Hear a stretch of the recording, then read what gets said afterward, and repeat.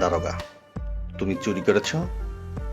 চোর: না হুজুর, আমি শুধু কবিগুরুর নির্দেশ পালন করেছি। তার মানে?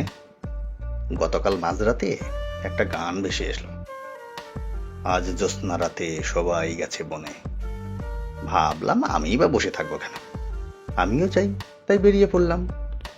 তারপর তারপর উদাস মনে হাঁটছি, হঠাৎ একটা বাড়ি থেকে আওয়াজ এলো, এসো এসো আমার ঘরে, এসো আমার ঘরে।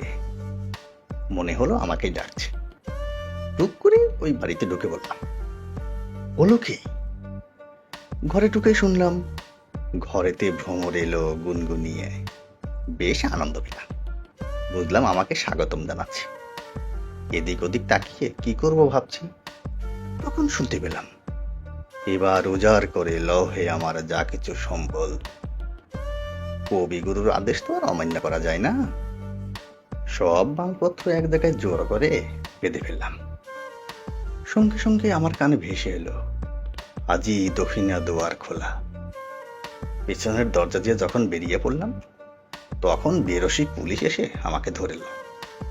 আমি কত মতো বোঝানোর চেষ্টা করলাম আমি চুরি করিনি, কেবলমাত্র রবীন্দ্রনাথের নির্দেশ পালন করেছি। ওরা বোধহয় রবীন্দ্রনাথের নামই শোনেনি, মূর্খ। কোমরে দড়ি বেঁধে সোজা আপনার কাছে নিয়ে এসেছে। ঠিক আছে ঠিক আছে, তোকে কোর্টে পাঠানোর ব্যবস্থা করছি। তা এ বিষয়ে তো রবীন্দ্রনাথ কিছু বলেছে? এ পথে আমি গিয়েছি বারে বার, ভুলিনি তো একদিনও। যখন তুই জেলে থাকবি তখন রবীন্দ্রনাথ কি বলবে? ভেঙে মোর ঘরের চাবি নিয়ে যাবি কে আমারে, ও বন্ধু আমার, না পেয়ে তোমার দেখা একা একা দিন যে আমার কাটে না রে। ভেঙে মোর ঘরের চাবি নিয়ে যাবি কে আমারে। বন্ধুরা, আসলে আমি গান গাইতে পারি না, একদম আবেগে এতটুকু গেয়ে ফেললাম।